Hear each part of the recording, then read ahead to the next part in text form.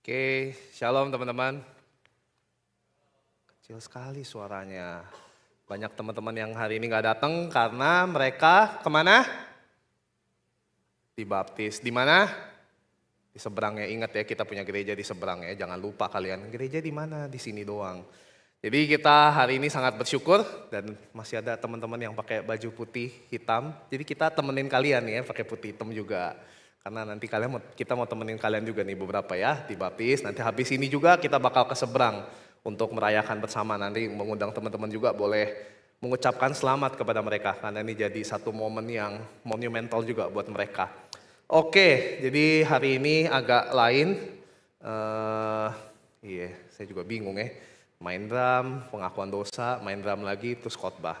Ya, ini menandakan artinya kita kurang pelayan teman-teman. Jadi silakan teman-teman yang bisa main musik, daftarkan diri Anda ya. Saya yang skillnya kayak begini aja bersedia untuk main ya. Jadi teman-teman jangan takut, ini satu momen ya. Tuh pembinanya nggak bisa main, berani main gitu kan. Nah jadi salah satu momen supaya kalian lebih berani gitu ya. Lebih courageous untuk oke, kayaknya gue masih oke lah kayaknya ya gitu. Oke teman-teman, sebelum kita menentukan firman Tuhan, kita sama-sama berdoa yuk. Mari kita berdoa. Tuhan, kami sungguh bersyukur ada pagi di mana kami boleh bersekutu bersama. Bukan saja untuk menghadap Tuhan seminggu sekali, tetapi juga boleh bersekutu dengan teman-teman seiman dan menjadi persiapan bagi kami untuk boleh hidup bersama-sama dengan Tuhan sepanjang minggu ke depan. Kiranya Engkau yang berkati pemberitaan firman-Mu sehingga ketika kami sama-sama merenungkannya, Engkau sendiri juga yang boleh melawat hati kami karena Roh Kudus yang akan berbicara kepada kami, bukan mulut hamba-Mu. Demi Kristus Tuhan kami berdoa. Amin. Oke, teman-teman yang pelayanan, silakan duduk juga. Terima kasih sudah sabar sama saya. Oke teman-teman, jadi hari ini kita merenungkan satu tema.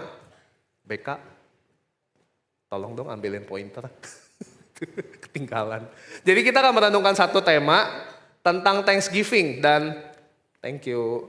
Dan ini jadi satu tema terakhir kita tentang What Jesus Said series. Jadi kalau teman-teman ingat, setahun ini hampir semua, nggak semua lah ya karena kita kepotong movement segala macam. Temanya tentang What Jesus Said about bla bla bla. Ini ya, kira-kira ini masih banyak lagi sebenarnya. Cuman kayaknya kalau dimuat-muatin jelek jadinya, saya pikir ya udahlah yang mungkin kalian bisa ingat. Ingat nggak? Ada yang ingat nggak? Atau lupa semua? Ya minimal ada yang nempel lah ya, semoga ya. Jadi hari ini kita akan sama-sama merenungkan tentang Thanksgiving. Saya akan buat secara sederhana, simple dan cepat semoga karena kita mau cepat-cepat nyebrang juga kan ya untuk merayakan bersama dengan teman-teman yang hari ini dibaptis. Nah jadi saya akan mulai dengan sebuah pertanyaan. Kalau berbicara soal Thanksgiving, kalian pernah nggak ngerayain Thanksgiving?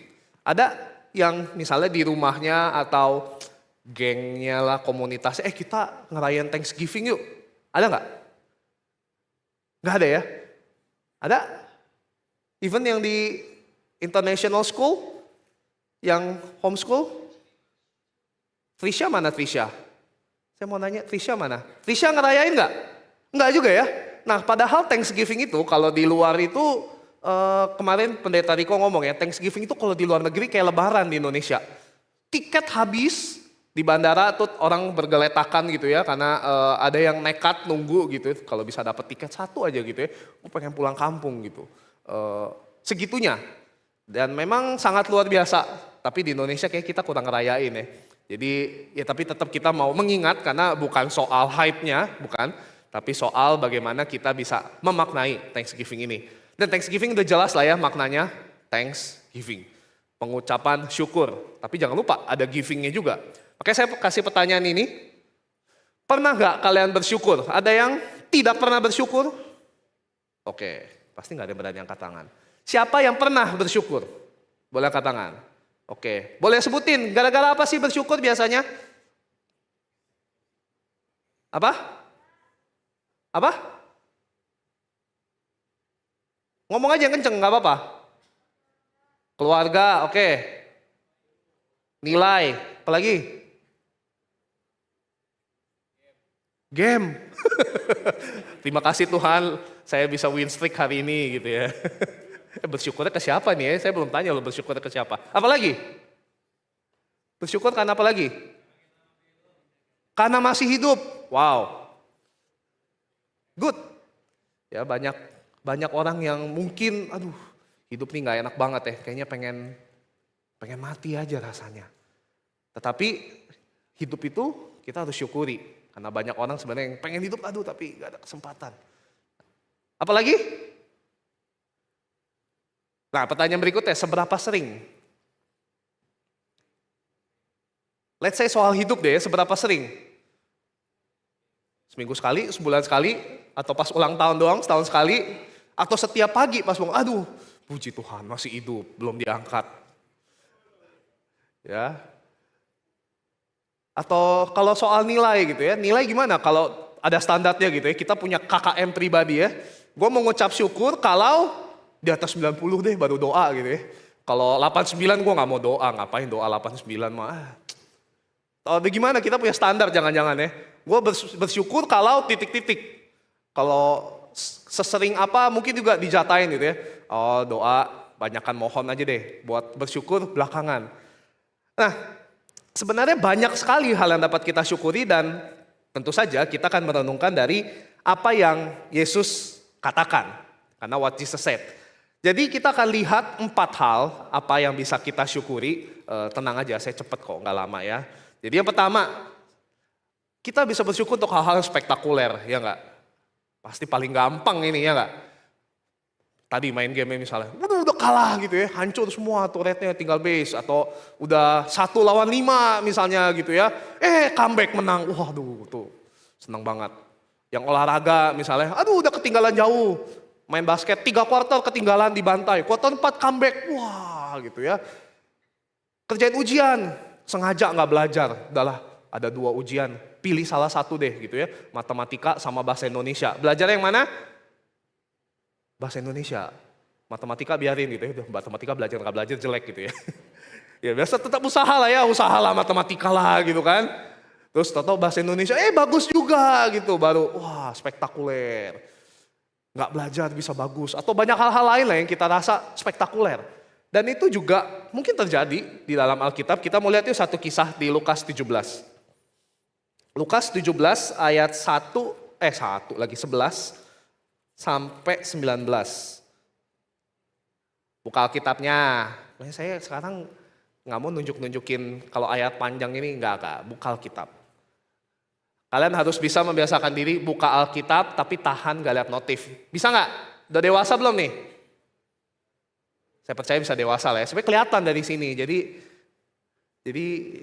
makanya kalau maaf nih ya, ini sekalian saya ngomong deh ya. Makanya kalau pengkhotbah luar atau pengkhotbah lain bukan saya yang khotbah, saya tegur kalian kalau kalian lagi main HP. Kenapa? Karena kelihatan dari sini. Pokoknya nggak enak dong ya nggak. Kita undang dari luar tamu gitu ya untuk sampaikan terus kalian malah gitu ya. Mending buka Alkitab ya, bukannya yang lain-lain. Yo Lukas 17 ayat 11 sampai 19. Siapa yang pernah baca kisah ini? Ada yang pernah baca kisah ini? Saya pengen tahu doang kok. Tenang, gak akan saya suruh baca. Takut amat sih. Ada yang pernah baca kisah ini? Ada beberapa ya. Oke, saya akan bacakan ya untuk kita semua. 10 penderita penyakit kulit. Ini saya pakai TB2 ya teman-teman ya. Jadi kalau agak beda dimaklumi karena ini terjemahan baru 2. Dalam perjalanannya ke Yerusalem, Yesus menyusur perbatasan Samaria dan Galilea. Ketika ia memasuki suatu desa, datanglah 10 orang berpenyakit kulit yang menajiskan menemuinya. Kalau di versi kalian bilangnya apa penyakitnya? Kusta. Oke. Mereka berdiri agak jauh dan berteriak, "Yesus, Guru, kasihanilah kami." Ia memandang mereka dan berkata, "Pergilah, perlihatkanlah dirimu kepada imam-imam." Sementara mereka di tengah jalan, mereka menjadi tahir.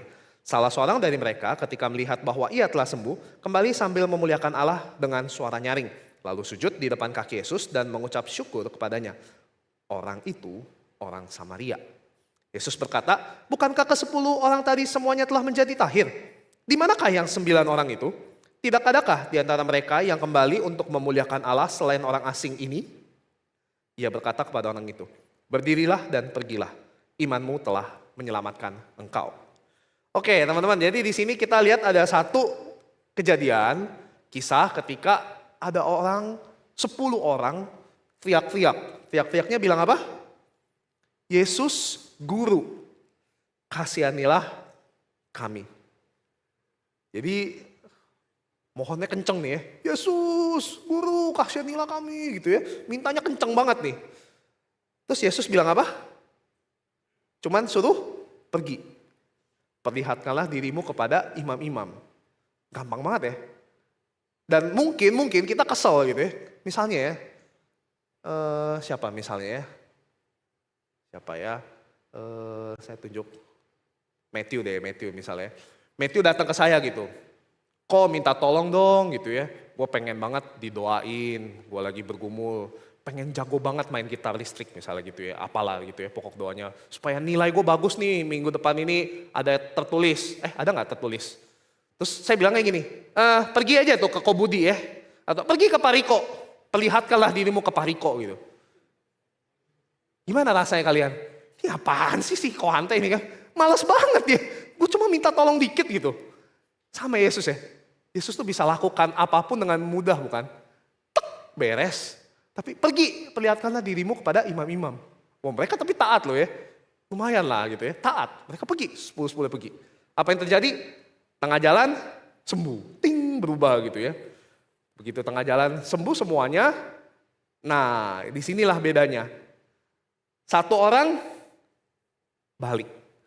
Baliknya gimana? Sambil memuliakan Allah. Teman-teman lihat di sini bedanya ya. Kalau kita baca tadi di ayat 13 mereka panggil Yesus pakai apa? Guru. Begitu balik lagi dia memuliakan Allah, bukan memuliakan guru gitu ya. Dia memuliakan Allah tapi dia datangnya ke Yesus. Terus dikasih lagi tambahan ya, orang itu orang Samaria. Waduh, ini orang luar nih, minoritas nih yang kagak kehitung nih, tapi tahu diri. Terus Yesus tanya kan, bukankah 10-10-nya tadi itu takhir? Mana 9 orangnya? Nah, teman-teman mungkin kita bisa berpikir gini ya, biasa lah gitu ya. Mungkin kalau misalnya di sini, tadi saya udah siapin permen gitu ya buat bagiin, tapi ketinggalan. Misalnya saya panggil nih ya, satu anak kelas 7 sama satu anak kelas 12. Terus saya kasih permen gitu. Yang kelas 7 kan mungkin masih malu-malu gitu ya, atau ambil langsung pergi gitu misalnya. Kita cincai lah ya udahlah nggak apa-apa lah dia ambil langsung pergi. Tapi misalnya si Kenneth gitu ya, udah nge-WL gitu ya. Terus dia cuman ngambil pergi gitu. Pasti kalian langsung, apa-apaan nih. Nggak tahu diri amat gitu kan. Masa cuma ngambil terus pergi. Udah bukan zamannya lagi, udah bukan umurnya lagi, udah waktunya. Ambil sambil bilang, thank you ke, makasih ke, atau ngebales ke gitu kan minimal. Nah di sini nih sorotannya nih. Dari 10, cuma 1 yang balik mengucap syukur. 9-nya, dadah. Setelah itu Yesus bilang apa? Berdirilah dan pergilah, imanmu telah menyelamatkan engkau. Gara-gara mengucap syukur, dia dapat apa? Keselamatan. Nah teman-teman, kita ini beda loh. Kita ini udah dapat keselamatan duluan. Itu salah satu hal spektakuler yang kita punya sebenarnya. Tapi kita pernah syukuri nggak hal itu? Oke, yang kedua, bersyukur untuk momen khusus dan juga orang-orang terdekat. Kalau saya kasih momen ini, kasih apa ya? Ya, poin nomor 2 ini, kalian kepikiran momen apa yang Yesus hadapi? Ada yang ingat? Di mana Yesus pernah mengucap syukur satu momen? Oke, kita lihat di Lukas 22. Masih di kitab Lukas. Kalau kalian nggak tahu ketahuan ya minggu pertama sering bolos nih. Siapa yang minggu pertama sering bolos? Nggak datang ke KU, ketahuan nih. Oke, Lukas 22 ayat 19 sampai 20. Kita baca sama-sama yuk. Lukas 22 ayat 19 sampai 20. Nggak apa-apa, beda versi dikit nggak apa-apa. Tapi saya pikir mirip-mirip lah. Lukas 22 ayat 19 sampai 20. 1, 2, 3. Lalu ia mengambil roti, mengucap syukur, memecah-mecahkannya dan memberikannya kepada mereka, katanya, inilah tubuhku yang diserahkan bagi kamu, lakukanlah ini sebagai pengingat akan aku. Demikian juga dilakukannya dengan cawan sesudah makan. Ia berkata, cawan ini adalah perjanjian baru oleh darahku yang ditumpahkan bagi kamu. Ketika kita sebulan sekali melakukan perjamuan kudus, ya teman-teman kelas 11, 12, 10 dan beberapa dari kalian minggu depan akan perjamuan kudus. Ingat loh, perjamuan kudus ini bukan sekedar kita makan roti, minum anggur. sekedar sakramen, walaupun sakramen bukan sekedar ya. Sakramen itu satu hal yang momen spesial tadi ada di poin. Tetapi perjamuan kudus ini juga momen ucapan syukur loh. Dan Yesus itu mengucap syukur itu atas ada momen khusus, ini makan terakhir. Kedua dia juga mengucap syukur karena ada murid-murid yang sama-sama dengan mereka. Nah teman-teman, ini mungkin bisa jadi topik baru lagi ya, soal pertemanan. Gimana kita hidup di sekolah dengan lingkungan pergaulan kita, apakah kita punya. Dan ketika kita punya, apakah kita mengucap syukur atasnya. Ketika kita punya orang-orang yang bisa kita percayai, orang-orang yang bisa kita lari kepadanya. Saya sebenarnya mungkin dalam tahun berikut kita bisa bahas soal ini. Karena saya ingat waktu Guru Injil Theo menyampaikan firman Tuhan soal mental health, ada yang masih ingat? What Jesus said about mental health, ada yang masih ingat? Ada yang masih ingat ya. Dia ada tanya satu pertanyaan bukan? Satu pertanyaan yang begitu saya lihat kalian angkat tangannya gimana, saya langsung bergumul keras, berdoa dengan luar biasa. Dia tanya begini, kalian kalau emergensi ada berapa nama kepikiran? Ingat pertanyaan itu? Ada berapa nama atau ada berapa kontak yang kalian bisa kepikiran? Dia mulai dengan 10 gitu ya, gak ada yang angkat tangan. 5 udah mulai ada gitu ya. Dan begitu 0 banyak yang angkat tangan, saya langsung ya ampun, sedih amat nih ya teman-teman di Korem ya. Saya gak menyalahkan kalian kalau kalian belum punya teman dekat gitu ya. Yaitu salah kita bersama, kita belum bisa menjadi sahabat satu sama lain. Tetapi teman-teman, mulai dengan hal-hal kecil kita syukuri komunitas di Korem ini. Di mana kita bisa bertumbuh bersama, ketemu setiap minggu satu kali. Mungkin ada KTB, kita bisa join dan lain sebagainya. Dan kita bisa syukuri itu. Dan sambil kita juga memberikan diri bagi orang-orang di sekitar kita. Mungkin kita lihat, aduh kayaknya belum punya teman nih. Kayaknya masih sendirian nih. Nah kita bisa mulai memberikan diri kepada mereka. Jadi ingat ketika Yesus melakukan perjamuan terakhir itu juga termasuk momen ucapan syukur. Karena dia punya orang-orang terdekat dan dia juga akan menghadapi sesuatu yang sangat sulit. Kapan lagi Yesus nangis darah? Kalian pernah lihat manusia nangis darah?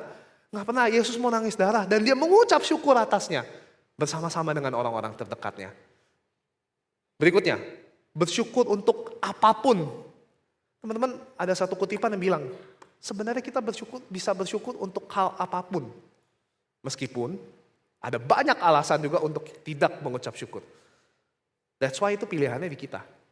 Kita mau hidup sebagai orang yang bersyukur atau sebagai orang yang tukang ngeluh. Dan survei membuktikan bahwa orang-orang yang bersyukur itu kehidupannya lebih bahagia. Ya, kalau perumpamaan yang paling sering dilakukan adalah ini gelasnya setengah kosong atau setengah penuh. Nah, itu kita bisa berpikir bukan? Ya, kalau kita lihat itu setengah kosong ya kita akan terus menjadi orang yang pesimis, yang terus mengeluh. Nah, untuk bagian ini bersyukur untuk apapun dan menjadi berkat bagi orang lain, kita mau lihat satu bagian dari Matius 14. Ada yang tahu Matius 14 ini tentang apa? Ayat 13 sampai 21. Kalian kalau nggak tahu kisah ini, saya kirim lagi ke sekolah minggu ya. Ampun. Ada yang nggak tahu kisah ini? Beneran saya kirim ke sekolah minggu kalian kalau nggak tahu kisah ini ya. Oke. Ada yang nggak tahu kisah ini? Bener nih, saya kirim nih ke Citeo nih sekarang juga. Oke, saya kira pasti kita semua tahu lah ya kisah ini ya. Tentang Yesus memberi makan. Berapa orang? Namanya siapa aja? Nggak ada ya, nggak tahu kita. Nah teman-teman di sini ada satu angle yang menarik teman-teman. Jadi Yesus itu kan sebenarnya lagi ngapain sih awalnya? Ya lihat Alkitab, Yesus itu lagi ngapain? Lagi jumpa pers? Lagi apa? Jumpa fans? Lagi ngasih tanda tangan, giveaway? Lagi ngapain di situ? Ya lagi ngapain Yesus di situ? Lagi ngajar biasanya, ya kalau rame-rame. Nah, lagi ngajar tiba-tiba apa yang terjadi? Semuanya kelaparan.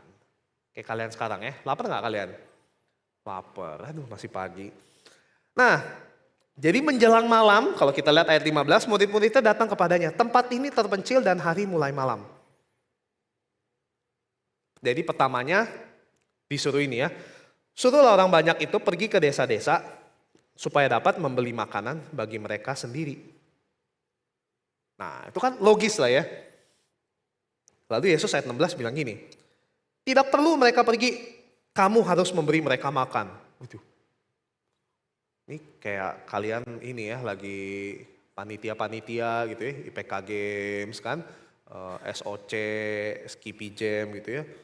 Tuh suruh beli sendiri aja gitu kan. Enggak. Kalian yang harus sediain makan gitu. Terus kita, aduh duit dari mana? Ini buat bikin acaranya aja setengah mati. Ini lagi suruh kasih itu peserta makan gitu kan. Gimana caranya gitu. Nah makanya ayat 17 mereka bilang, Yesus tahu nggak? Yang ada pada kami itu hanya 5 roti dan 2 ikan. Pakai hanya ya. Salah gak sih pakai kata hanya ini? Salah gak pakai kata hanya? Misalnya doa gitu ya. Kalian buka dompet gitu ya. Duh jajan apa ya abis nih buka. Ya elah cuman ada 12.000. Nah, kalian ngomongnya apa? Tuhan terima kasih saya punya 12.000. Atau ya elah duit gua kenapa cuma 12.000. Nah itu lebih proper lah ya. Ini mah dapat cicongfan berapa biji doang gitu kan. 12.000 dapat apa gitu kan. Mungkin kita bakal ngeluh gitu. At some point sebenarnya gak salah lah ya. Ya gimana mau kasih makan 5.000 orang. Cuma 5 roti sama 2 ikan. Gak salah sih. Bilang hanya 5 roti dan 2 ikan. Tapi namanya Yesus. Namanya Yesus dia selalu punya cara. Ya, yang spektakuler ini sebenarnya. Tapi poinnya di sini adalah dia tetap, poinnya apa sih di sini? Dia mengucap syukur loh atas 5 roti dan 2 ikan itu. Kalau kita lihat kuncinya tuh di ayat 19. Saya baca dari ayat 17 lagi ya. Jawab mereka, yang ada pada kami di sini hanya 5 roti dan 2 ikan. Yesus berkata, bawalah kemari kepadaku. Lalu ia menyuruh orang banyak itu duduk. Setelah mengambil 5 roti dan 2 ikan itu, Yesus menengadah ke langit dan mengucap syukur. Ia memecah-mecahkan roti itu dan memberikannya kepada murid-muridnya, lalu murid-muridnya memberikannya kepada orang banyak. Mereka semuanya makan sampai kenyang. Kemudian mereka mengumpulkan potongan-potongan roti yang tersisa sebanyak 12 bakul penuh. Kuncinya di mana teman-teman? Bersyukur atas apa yang ada sebenarnya. Cukup kok atas apa yang ada. Teman-teman saya nggak tahu gimana kita mengatur hidup kita. Apakah kita duit jajan sistemnya gimana? Habis minta atau dijatahin terus mesti nabung. Atau gimana ya pokoknya atau ada yang apapun minta aja gitu ya. Saya termasuk orang yang dari kecil udah dijatahin. Jadi gak bisa tuh tiba-tiba sepatu sobek, mau tanding basket, beliin dong. Gak ada tuh. Lu nabung biar kurus lu ya. Gak usah makan, makan di rumah. Gak usah jajan, nabung tuh beli sepatu gitu ya. Udah saya gak makan, gak main warnet zaman dulu ya. Demi apa? Demi beli sepatu. Dulu mau beli Alkitab gitu ya. Nah, sekarang dapat Alkitab ya kalian ya. Nanti dapat Alkitab. Jadi periode berikutnya siapa? Mau beli Alkitab gitu. Suruh nabung. Gitu. Padahal rohani lu mau beli Alkitab aja suruh nabung gitu. Seringkali ngeluh. Tuhan masa gue udah baik gini gue beli Alkitab. Beli buku saat teduh. Kalian sekarang saat teduh bisa pakai HP bukan? Saya dulu saat teduh mesti beli bukunya gitu. 7.000 ingat sampai sekarang gitu. Karena pedih banget tuh kalau 7.000 rasanya. Tapi dulu disuruh kan sama pembina. Harus saat teduh. Nanti ditanya-tanya gitu. Apa hari ini bacaannya gitu. Aduh blank terus diomelin. Kamu yang gak baca Alkitab gitu. Aduh merasa bersalah. Menghantui gitu ya. Belajar gak tenang gitu. Ya gue baca buku pelajaran suka. Baca renungan gak suka. Guilty gitu. Lakukan hal seperti itu. Dan merasa kurang. Hanya aduh Tuhan segini doang. Tapi seiring berjalannya waktu, apakah pernah kekurangan? Enggak juga sih. Nah teman-teman gak tahu gimana dengan kehidupan kita. Apakah kita mengucap syukur atas apa yang kita miliki? Saya yakin sebagian besar dari kita di sini berkecukupan lah ya. Bahkan lebih dari cukup kalau saya lihat. Seharusnya kita bisa mengucap syukur atas hal itu. Jadi jangan sampai kita lupa untuk bersyukur. Mulai bersyukur atas apapun. Berikutnya kita mau naik level sedikit. Bersyukur atas apa yang terjadi pada orang lain. Nah ini yang mungkin gak gampang buat kita. Sebenarnya ada satu lagi ya. Namanya Thanksgiving itu bukan sekedar thanks tapi giving. Nah itu jangan lupa ya. Tapi saya gabung aja lah poin ini nih.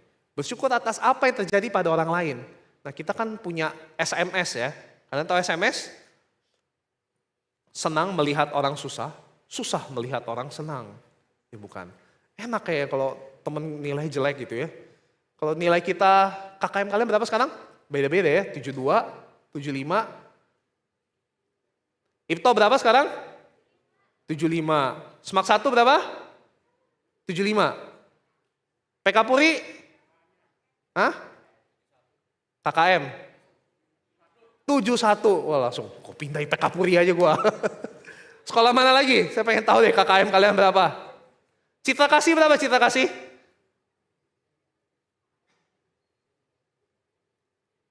60? Waduh, pada mau pindah dong ya. Tiara Kasih berapa Tiara Kasih? 70.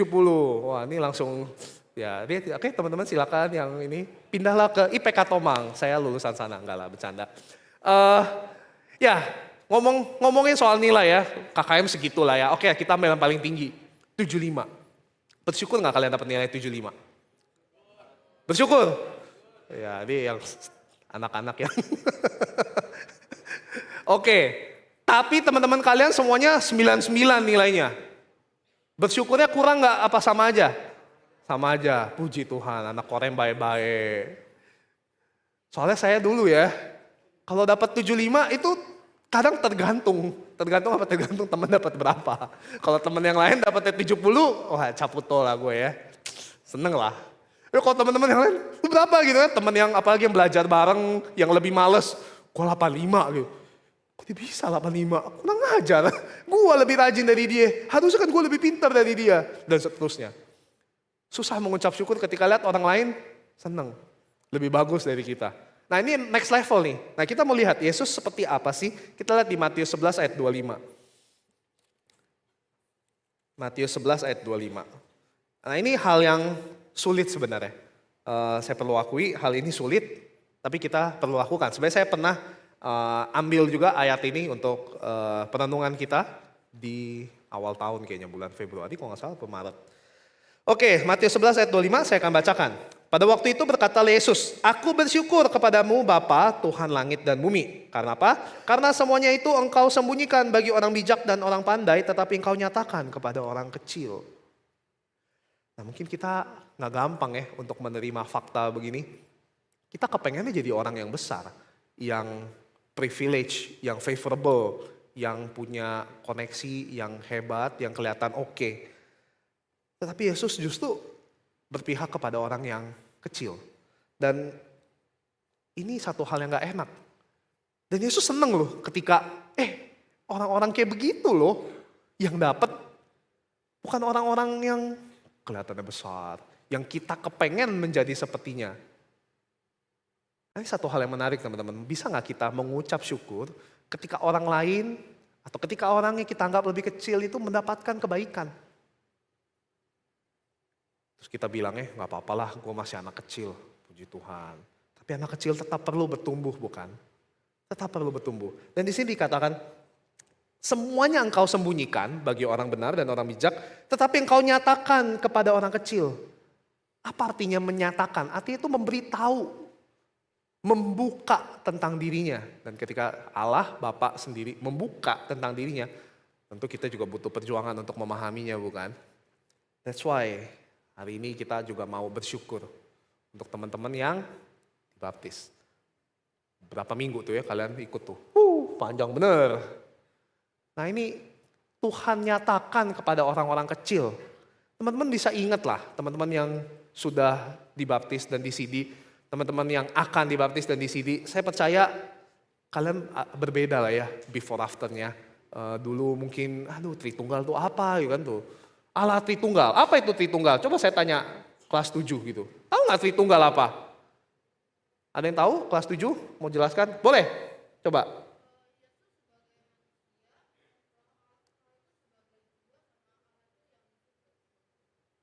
Oke, partially right itu jadinya tritheism karena Allahnya ada 3 jadinya. Sebenarnya bukan seperti itu. Nah ini saya lagi berusaha untuk sebenar mungkin ya. Kalau ya nanti kita ngobrol, oke? Tapi kamu punya ketertarikan yang tinggi terhadap kekristenan dan Alkitab. Sangat diapresiasi. Kelas 8, coba. Ada yang tahu? Ya, gak apa-apa. Kita proses bertumbuh nih namanya. Dan Tuhan akan nyatakan kepada kita melalui banyak hal. Ya, melalui khotbah, melalui kalian di sekolah, kalian juga belajar agama kan ya. Sebagian besar dari kalian, sekolah di sekolah Kristen, belajar agama. Melalui kelas-kelas seperti ini. Dan saat ini saya ajak kita juga bisa mengucap syukur untuk teman-teman yang hari ini akan dibaptis dan disidi. Senang sekali, 36. Wow, banyak sekali. Saya kaget ya, saya waktu pertama datang ke sini, itu yang dibaptis dan disidi itu berapa orang Daniel ya? 11 ya, 11 kalau nggak salah ya. Sama Megan juga ya waktu itu ya. Sedikit sekali. Terus sekarang 36, saya kaget. Gimana ngurusinnya? Tetapi ini yang Tuhan berikan, yang Tuhan percayakan kepada GK Greenfield, yang Tuhan percayakan kepada Komisi Remaja. Teman-teman, ada satu kutipan dari Stanley Howard Wass. Dia bilang begini, Thanksgiving is the recognition of a debt that cannot be paid. We express thanks not because we feel like it, but because it is feeling. Jadi bukan soal feel perasaan, tetapi karena kita udah diisi duluan. Dan kita tuh ekspresikan itu karena ini sebuah utang yang gak bisa kita bayar. Teman-teman, siapa yang bisa bayar keselamatan yang Tuhan kasih ke kita? Kita mau balas pakai apa? Mau balas pakai apa? Gak bisa. Makanya kita memberikan hidup kita, pelayanan, di sekolah, hidup benar, diajak nyontek kita tolak, bayar harga, bayar nilai, bayar waktu, perjuangan hal-hal lain. Itu kenapa? Karena bukan kita kasih sesuatu buat Tuhan supaya Tuhan baik ke kita. Enggak, Tuhan udah kasih semuanya kok. Dan kita berhutang malah sebenarnya sama Allah. Jadi kita melakukan segala sesuatu itu karena kita sudah diisi duluan. Bukan soal perasaan. Jadi kalau saya tanya lagi pertanyaan yang di awal. Semoga jawabannya udah berubah ya nantinya. Makanya saya ganti pertanyaan dikit deh. Maukah bersyukur? Sesering mungkin kita bersyukur. Apapun penyebabnya. Teman-teman, maksudnya bukan begini ya. Kalau kita lagi sial terus kita bersyukur. Tuhan terima kasih saya lagi sial banget. Bukan ya. Tapi kita lihat segala sisi. Karena apapun yang terjadi dalam kehidupan kita itu ada untuk kebaikan. Even kalau kebaikannya itu adalah untuk menghajar kita. Untuk menegur kita. Teman-teman, ketika bapak sayang sama anaknya, ketika orang tua sayang sama anaknya, itu justru dihajar bukan. Berbahayanya kita tuh kalau orang tua kita udah terserah lu lah, lu mau hari ini pulang kek, mau nggak pulang kek, terserah. Gua nggak peduli, biarin. Mau di luar nggak apa-apa, mau nggak makan nggak apa-apa. Itu udah bahaya tuh ya. Kalau kita masih telepon dicari di mana, kok belum pulang? Itu masih harusnya bersyukur gitu ya. Kadang kita kesel, apaan sih bapak gue dicari, apaan sih mak gue bawel banget. Tapi at some point kita bersyukur lah, ya untung lah masih dicari gitu. Daripada gak dicari gitu kan. Terus dianggapnya, udahlah lu di luar juga gak apa-apa. Itu salah satu contoh teman-teman. Ketika kita mungkin mengalami sesuatu, bahkan hukuman sekalipun. Itu tetap untuk kebaikan. Dan Tuhan mengasihi kita. Jadi maukah kita hidup dengan syukur? Yuk kita berdoa. Teman-teman silakan berdoa masing-masing di hadapan Tuhan untuk bersyukur. Untuk apapun teman-teman. Untuk keselamatan yang kita miliki. Untuk sekolah. Untuk keluarga. Untuk nilai. Untuk hiburan-hiburan bahkan yang kita nikmati. Gak ada hal yang tidak bisa kita syukuri sebenarnya. Bersyukur untuk talenta yang kalian punya. Kalian bisa olahraga, bisa main musik, bisa ikut lomba macam-macam mungkin. Atau bersyukur ketika Tuhan kasih kalian hati yang tulus, mengasihi teman-teman di sekitar. Apapun itu. Nyatakan syukur di hadapan Tuhan.